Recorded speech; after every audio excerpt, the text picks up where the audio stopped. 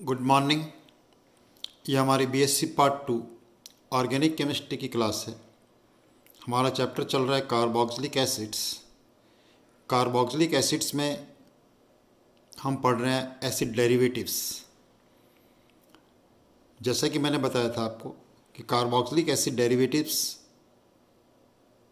Main 4 प्रकार के होते हैं: acid halides, acid amides, asters, acid anhydrides. सबसे पहले हम पढ़ रहे हैं नॉमेनक्लेचर ऑफ एसिड डेरिवेटिव्स। पिछले लेक्चर उन्होंने सीखा था नॉमेनक्लेचर ऑफ एसिड हैलाइड्स। आज हम सीख रहे हैं nomenclature of acid amides, asters, anhydrides. तो हम शुरू करते हैं एसिड अमाइड्स। हेडिंग डाल दीजिए एसिड अमाइड्स। अमाइड्स क्या होते हैं ये आपको बताया जा चुका है, फिर भी वापस देखते हैं एक बार। इनका जनरल फार्मूला देखिए। सबसे पहले इनका जनरल फार्मूला क्या होता है? RCONH2। ये जो CONH2 ग्रुप है इसको हम क्या बोलते हैं? Amide group. कौन सा ग्रुप बोला जाता है इसको? Amide group. R यहाँ पर जो है क्या हो सकता है? H या कोई भी एल्काइल या एराइल ग्रुप। कम से कम एक कार्बन जरूरी है अमाइड के लिए। अब रूल सीखना आपको। कॉमन सिस्टम में और IUP सिस्टम में इनका नाम हम कैसे लिखते हैं, देखिए ध्यान से। कॉमन सिस्टम में जो भी एसिड नेम है, कॉमन सिस्टम में कुछ भी जो एसिड नेम है आपको आता है, उसका आप क्या करें?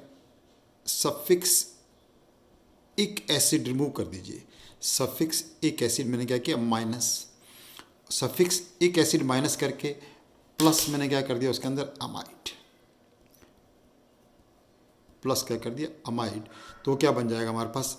एसिड डेरिवेटिव एसिड अमाइड का नाम बन जाएगा। That will be the name of acid amide in common system. वापस सुनो ध्यान से।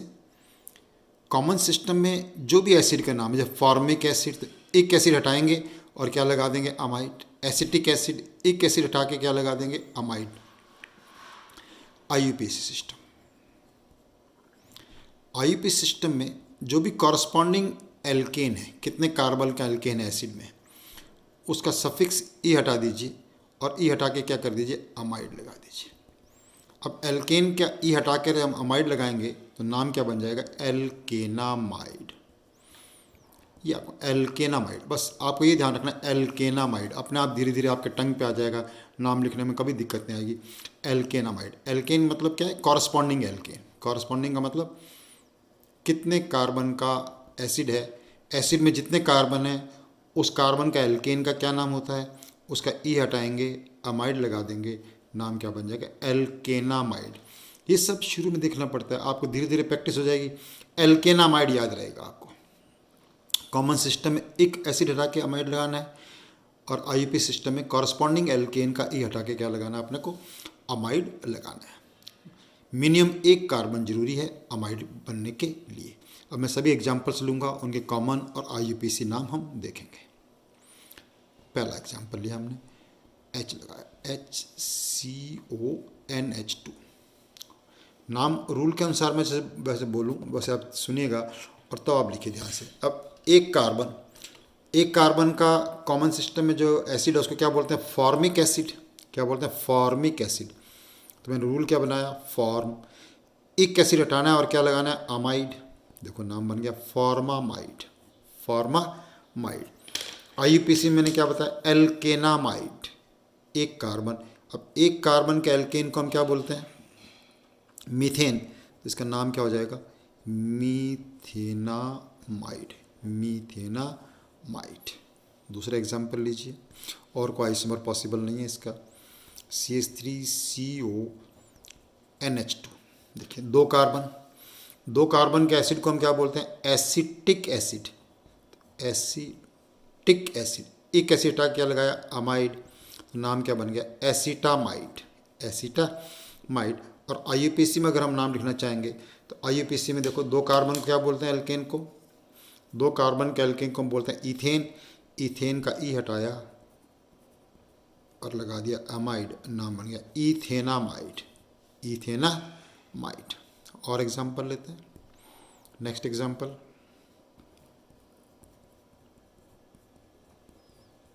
एसिड डेरिवेटिव्स का नॉमेनक्लेचर बहुत अच्छी तरह आना चाहिए आप लोगों को। 3 कार्बन का एसिड, 3 कार्बन के एसिड को क्या बोलते हैं, देखो प्रोपियोनिक एसिड, एक एसिड आगे हमने लगा दिया अमाइड, बोलो उसके नाम को प्रोपियोनामाइड। आईयूपी सिस्टम में एल्केन 3 कार्बन क्या होता है, प्रोपेन, तो प्रोपेनामाइड, प्रोपेनामाइड। Next example,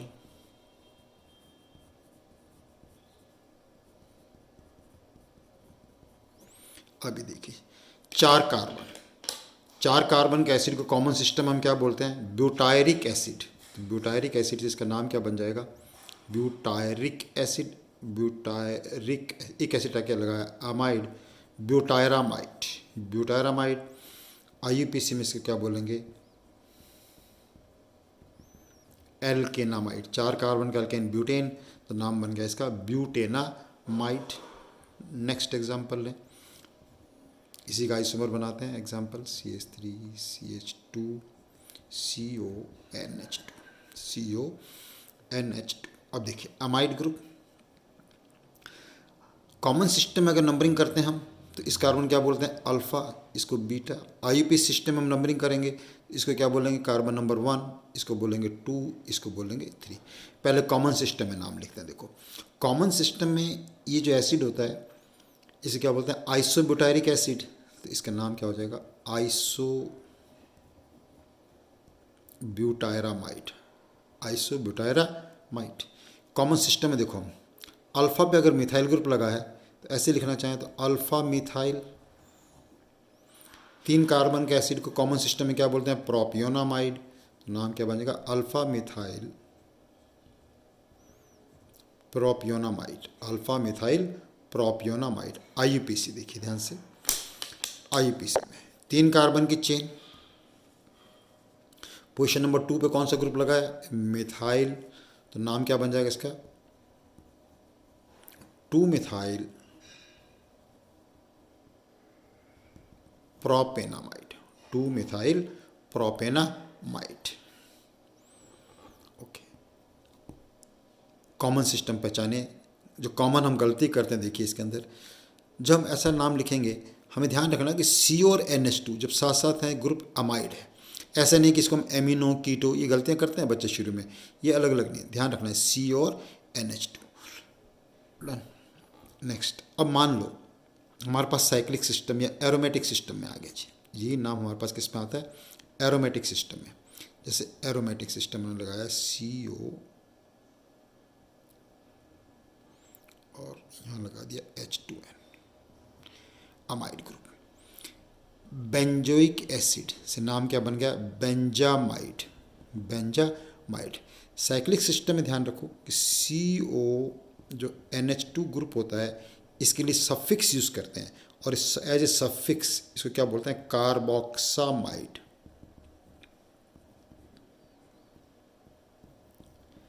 as a suffix इस ग्रुप को क्या बोलते हैं कार्बोक्सामाइड। तो बेंजामाइड इज ओके, लेकिन इसका बिल्कुल सही नाम हम लिखना चाहें तो क्या लिखेंगे आईयूपीसी में क्या बोलेंगे इसको बेंजीन। बेंजीन रिंग में ग्रुप कौन सा लगा कार्बोक्सामाइड, तो नाम हो जाएगा बेंजीन कार्बोक्सामाइड। और एग्जांपल देता हूँ, देखो आपको इसका नाम। Next example cyclic system. अब ये साइक्लिक सिस्टम लिया हमने और यहाँ लगाया अमाइड। इसका नाम लिखने में बहुत गलती करते हैं, इसको बोल देंगे साइक्लोहेक्सेनामाइड, बिल्कुल गलत है। साइक्लोहेक्सेनामाइड नाम इसका बिल्कुल गलत नाम है, 7 कार्बन है। साइक्लोहेप्टेनामाइड भी नहीं बोल सकते, साइकिल 6 कार्बन की है। तो साइक्लोहेक्सेन, साइक्लोहेक्सेन में सफिक्स ग्रुप क्या लगाना होगा हमें कार्बोक्सामाइड, तो इसका क्या नाम होगा cyclohexane carboxamide, cyclohexane carboxamide. Right. Nomenclature के लिए हमेशा पहले रूल समझो और उसके बाद आप आसानी से किसी भी प्रकार के कंपाउंड का नाम लिख सकते हैं। मैंने एलिफेटिक, एरोमेटिक, साइक्लिक, सभी प्रकार के एग्जाम्पल्स यहाँ पे लिए हैं। चलो नेक्स्ट एसिड डेरिवेटिव लेते हैं, एस्टर्स। पेज चेंज करता हूँ मैं। नेक्स्ट एसिड डेरिवेटिव्स हम पढ़ रहे हैं एस्टर्स।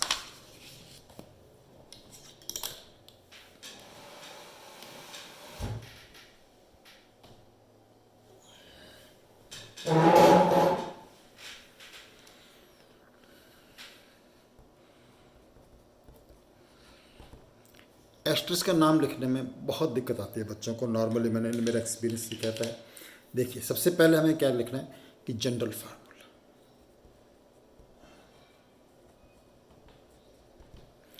इनका जनरल फार्मूला क्या होता है, देखिए ध्यान से, R C double bond O R.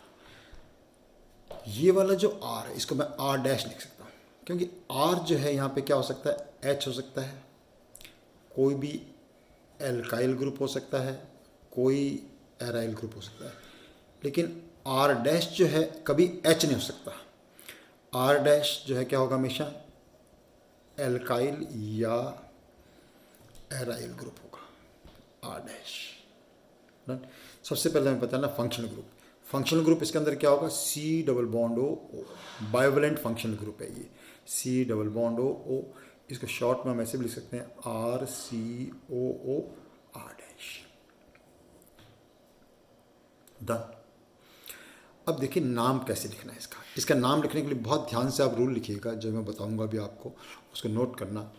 ये देखिए जैसे मैंने यहाँ पे लिखा R C double bond O R dash. सब चाहे हम कॉमन सिस्टम में लिखें या आईयूपीएसी में लिखें, चाहे हम कॉमन सिस्टम में नाम लिखें या आईयूपीएसी सिस्टम में नाम लिखें, सबसे पहले आप क्या करो, जो आर डैश ऑक्सीजन से जुड़ा एल्काइल ग्रुप है ये लिखना आपको। तो ऑक्सीजन जुड़ा एल्काइल ग्रुप क्या हो गया, एल्काइल। जो भी उसका एल्काइल का नाम हो, मैंने लिख दिया आर डैश, लिख दिया एल्काइल। सबसे पहले ये लिखना है, मिथाइल, इथाइल, आइसोप्रोपाइल, कैसा भी हो, साइक्लिक, एरोमेटिक, इस ग्रुप का नाम लिखना है। उसके बाद ये आपका एसिड है, इस एसिड के नाम में क्या आएगा हमारे पास, चाहे हम कॉमन सिस्टम में नाम लिखें या आईयूपी सिस्टम में नाम लिखें, एसिड नेम का जो एक एसिड है, एक एसिड हटा के क्या लगा देंगे, 8। एसिड नेम का एक एसिड हटा करके क्या लगा देंगे, 8। जैसे आईयूपीएसी में एसिड क्या बोलते हैं, एल्केनोइक एसिड, तो एल्केनो एक एसिड हटा के लगा दिया 8, एल्काइल एल्केनोएट, एल्काइल एल्केनोएट। वापस ध्यान से सुना एक बार रूल। सबसे पहले ऑक्सीजन से जुड़ा हुआ एल्काइल ग्रुप लिखते हैं, उसके बाद चाहे हमें कॉमन सिस्टम में नाम लिखना है या आईयूपीएसी में, एसिड के नाम में सफिक्स एक एसिड आएगा ही आएगा। आप एक एसिड हटा करके उसकी जगह क्या लगा दीजिए, 8 लगा दीजिए। एक एसिड हटा करके क्या लगा दीजिए, 8, तो नाम बन जाएगा उसका एस्टर का नाम। जैसे आईयूपीएसी में एल्केनोइक एसिड, तो नाम बन जाएगा एल्काइल एल्केनोएट। दूसरा आपको ध्यान रखना, देखो acids and esters are functional isomers. Functional isomers भी होते हैं, यानी इसका मतलब हो गया कि एसिड्स का जो मॉलिक्यूलर फार्मूला होगा वही मॉलिक्यूलर फार्मूला किसका होगा, हमारे पास एस्टर्स का होगा। जो एसिड्स का मॉलिक्यूलर फार्मूला होगा वही किसका होगा, हमेशा एस्टर्स का मॉलिक्यूलर फार्मूला होगा। ठीक है, तो हर फार्मूला कितने आइसोमर बनते हैं ये देखना भी सिखाऊंगा मैं आपको। दूसरा क्वेश्चन इसके, मिनिमम नंबर ऑफ कार्बन, यानी एस्टर्स के लिए कम से कम कितने कार्बन होने चाहिए कंपाउंड में, ये आपसे पूछ रहा हूँ, आप बता सकते हैं इसमें। देखिए एक कार्बन तो होगा ही होगा, ये H हो सकता है, लेकिन ये H नहीं हो सकता, ये हमेशा एल्काइल होगा, एल्काइल का एक कार्बन। तो कम से कम 2 कार्बन से कम का कोई एस्टर पॉसिबल नहीं हो सकता। 2 कार्बन से कम का कोई एस्टर पॉसिबल नहीं हो सकता। चलो अब लिखते हैं नेक्स्ट एग्जाम्पल लेते हैं सारे। मैं सभी एग्जाम्पल लूँगा और उसके कितने आइसोमर पॉसिबल हो सकते हैं उस मॉलिक्यूलर फार्मूला से लेंगे। कम से कम क्योंकि 2 कार्बन हो सकते हैं, तो मॉलिक्यूलर फार्मूला क्या बन जाएगा इसका, C2H4O2। क्योंकि आपको पता है एसिड का फार्मूला क्या होता है, CnH2nO2, CnH2nO2, तो C2H4O2। 2 कार्बन, अब दो कार्बन का जो एसिड बने डेरिवेटिव बनेगा पहला पहला एस्टर, वो क्या बनेगा, COCH3। दोनों सिस्टम हमें नाम लिखना है, कॉमन सिस्टम में भी और IUPAC में भी। ध्यान से देखिए आप, सबसे पहले हम क्या करेंगे, ऑक्सीजन से जुड़ा हुआ ग्रुप लिखा। ऑक्सीजन जुड़ा हुआ ग्रुप कौन सा है, मिथाइल। कॉमन सिस्टम में नाम लिख रहा हूँ मैं, मिथाइल। कॉमन सिस्टम में इस एसिड को हम क्या बोलते हैं, एक कार्बन के एसिड को फॉर्मिक एसिड। एक एसिड हटाया, फॉर्म, एक एसिड हटा के एट लगाया, नाम क्या बन गया, format, methyl formate. Methyl formate. IUPAC में लिखें मिथाइल। एक कार्बन का एसिड क्या बोलते हैं, मीथेनोइक एसिड, तो मिथाइल मीथेनोएट, मिथाइल मीथेनोएट। और कोई आइसोमर इसका पॉसिबल नहीं है, एक दो कार्बन का केवल एक एस्टर बन सकता है, हो जाएगा मिथाइल फॉर्मेट, मिथाइल मीथेनोएट। चलो नेक्स्ट एग्जांपल लेते हैं, नंबर 2, C3H6O2। C3H6O2 देखते हैं इस फार्मूला से कितने एस्टर पॉसिबल होंगे, ये भी देख लेंगे साथ साथ, और साथ साथ हमें देखेंगे इसके कितने आइसोमर्स और उनके नाम क्या होंगे। तो नंबर ऑफ आइसोमर लिख लेंगे। देखो पहले हमने एक कार्बन का एसिड लिया, ओ, एक कार्बन तो फंक्शनल ग्रुप में आएगा आएगा, बचे दो कार्बन का एल्काइल ग्रुप क्या हो जाएगा यहाँ पर, इथाइल। क्या हो जाएगा, इथाइल। अब देखिए इसका नाम, बिल्कुल इथाइल फॉर्मेट।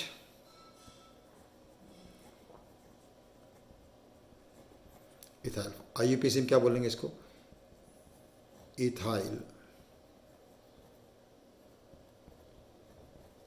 मीथेनोएट, इथाइल मीथेनोएट। सबको आया अच्छी तरह समझ में नाम, चलो ठीक है। अब देखो इसका दूसरा फार्मूला, नंबर देखने के लिए देखो हमेशा नंबर का तरीका देखिए ध्यान से, बिल्कुल बहुत आसान है। एक कार्बन तो एस्टर में जाएगा जाएगा, बचे कितने कार्बन, दो कार्बन। अब दो कार्बन में से कॉम्बिनेशन हमारे पास क्या बन जाए, दो कार्बन। देखो ध्यान से, ऐसे देखो इसको, C+O, ये तो हमेशा रहेगा। अब आपको दो कार्बन को अरेंज करना है, कैसे अरेंज कर सकते हैं, इधर 0 कार्बन आ सकता है, इधर 2 आ सकते हैं। तो पहला कॉम्बिनेशन क्या बन गया, 0+2। दूसरा कॉम्बिनेशन क्या बन जाएगा, 1+1। तीसरा 2+0 पॉसिबल नहीं है। 2+0 क्यों नहीं पॉसिबल है, कि इधर कम से कम एक कार्बन तो चाहिए ही चाहिए हमें, इसे शुरू में सीख चुके। तो कितने आइसोमर होंगे इस फार्मूला से, हमारे पास दो आइसोमर होंगे, एक लिख चुके हैं, दूसरा और लिखते हैं। एक कार्बन इधर लगाया, CH3, C+O, अब नाम रूल आ गया आपको। ऑक्सीजन से जो जुड़ा ग्रुप है वो लिखा सबसे पहले, मिथाइल।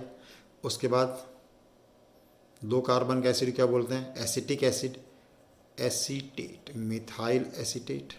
IUPAC सिस्टम में क्या बोलेंगे, मिथाइल। दो कार्बन का एसिड क्या बोलते हैं, ethanoic acid, ethanoate, methyl ethanoate, methyl acetate. और कोई फार्मूला इससे पॉसिबल नहीं होगा, यानी इस फार्मूला से कितने, दो आइसोमर पॉसिबल हुए। जो मैंने तरीका बताया ये बहुत ही बढ़िया तरीका है, कभी गलती नहीं हो सकती। नंबर ऑफ आइसोमर निकालना मैं शुरू से बताता आ रहा हूँ आपको, एल्काइल लाइट से एल्कोहल, फिनॉल, ईथर, सब में बताया है तरीका मैंने आपको। अब देखो तीसरा, नेक्स्ट हो जाएगा फार्मूला C3 तो हो चुका, C4 ले लो, C4H8O2। आपको ये बताना है कि कितने इसके आइसोमर्स पॉसिबल होंगे। तरीका देखिए आपके पास, एक कार्बन तो चला गया हमारे पास फंक्शनल ग्रुप में, बचे कितने, तीन कार्बन को हमें अरेंज करना है। तो तीन कार्बन अरेंज कैसे करेंगे, 0+3,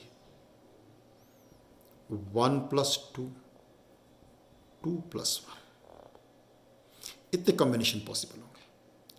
प्लस का मतलब एक कार्बन, 0 इधर तो इधर 3 कार्बन आ गया, इधर 1 तो इधर 2 आ गया, इधर 2 तो इधर आ गया। 3+0 पॉसिबल नहीं होगा, इधर 0 कार्बन पॉसिबल नहीं हो सकता। अब देखिए, लेकिन ये 3 कार्बन का मतलब क्या होता है, प्रोपाइल। प्रोपाइल के कितने आइसोमर होते हैं, 2, 2, 2, 4 और 1, 5। यानी इससे हमारे कितने एस्टर्स पॉसिबल हो जाएंगे, 5 फार्मूला हो जाएंगे। हमने एक भी स्ट्रक्चर नहीं लिखी, कुछ भी नहीं लिखा, केवल इस जनरल मेथड से मैंने आपको बता दिया कि 5 आइसोमेरिक एस्टर्स पॉसिबल होंगे इसके। ओके, चलो देखते हैं, इनके स्ट्रक्चर्स लिखते हैं। पांचों के नाम लिखता हूँ मैं, एग्जांपल देता हूँ और उनके नाम आप लिखने की कोशिश करिएगा।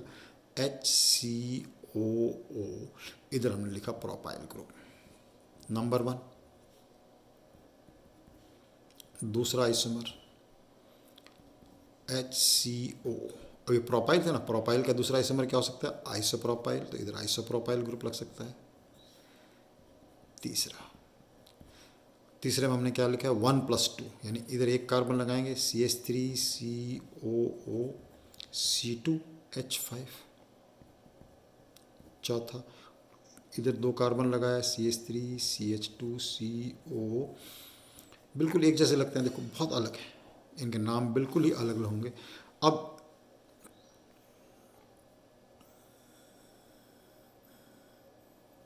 सॉरी 5 लिख दिया मैंने यहाँ पर, इससे 2 फार्मूला पॉसिबल होंगे, ये एक था और ये एक था, तो टोटल कितने पॉसिबिलिटी होंगी, 4 पॉसिबिलिटी होंगी। टोटल पॉसिबिलिटी कितनी होंगी, 4, 2 इससे, एक इससे और एक इससे। मैंने 2 लिखा हुआ था इसलिए गलती से 5 लिख दिया। 2, 3 और 1, 4, चारों आइसोमर अपन ने लिख चुके। अब इन चारों के मैं नाम बताता हूँ आपको, देखिए ध्यान से। इसका नाम क्या हो जाएगा, propyl, normal propyl format, normal propyl format, और IUPAC में लिखेंगे तो क्या हो जाएगा, नॉर्मल प्रोपाइल मीथेनोएट। ये दोनों इसके नाम हो गए जी, ठीक है। अब इसका नाम हमें लिखना है, ये ग्रुप कौन सा लगा, आइसोप्रोपाइल, तो बाकी सब तो सेम ही रहेगा। Isopropyl formate, isopropyl methanoate. इधर देखिए ग्रुप कौन सा लगा, इथाइल। इथाइल 2 कार्बन का एसिड क्या होता है, एसिटिक एसिड, इथाइल एसीटेट, और IUPAC में हम क्या बोलेंगे इसको, इथाइल इथेनोएट। ये वाला एग्जांपल देखिए, इसका नाम क्या होगा, मिथाइल, 3 कार्बन का एसिड, प्रोपियोनेट, कॉमन सिस्टम है प्रोपियोनेट, और IUPAC में क्या बोलेंगे इसको, मिथाइल प्रोपेनोएट, मिथाइल प्रोपेनोएट, ठीक है। तो एस्टर्स के नाम हुए। अब एस्टर्स में हम एरोमेटिक के एग्जाम्पल भी ले लेते हैं, 1-2 एग्जाम्पल मिसलेनियस में। जैसे मान लीजिए हमने ये एग्जाम्पल लिखा COCH3, और एक ऐसे एग्जाम्पल लिखता हूँ दूसरा CH3C+O। ये दोनों एक दूसरे के आइसोमर हैं, मॉलिक्यूलर फार्मूला सब सेम है, लेकिन देखो इसके अंदर ऑक्सीजन जुड़ा है इस ग्रुप से, तो इसका नाम क्या बन जाएगा, मिथाइल बेंजोइक एसिड से नाम बन जाएगा बेंजोएट। कितना अलग है देखिए, मिथाइल बेंजोएट। जबकि इस केस में ऑक्सीजन जुड़ा हुआ ग्रुप फिनाइल है, तो हम नाम क्या लिख देंगे, फिनाइल। 2 कार्बन का एसिड एसीटेट, फिनाइल एसीटेट, और IUPAC में लिखेंगे तो इसको क्या लिख देंगे, इथेनोएट, फिनाइल इथेनोएट, राइट। इन सभी एग्जाम्पल्स को देखिए ध्यान से, रूल देखिए, और सबसे इम्पॉर्टेंट जो रूल मैंने समझाया आपको कि नंबर ऑफ आइसोमर हम कैसे कैलकुलेट कर सकते हैं एस्टर्स के, ये अगर आपको समझ में आ गया तो मज़ा आएगा आपको इसको करने में। चलो keep doing your work, thank you very much.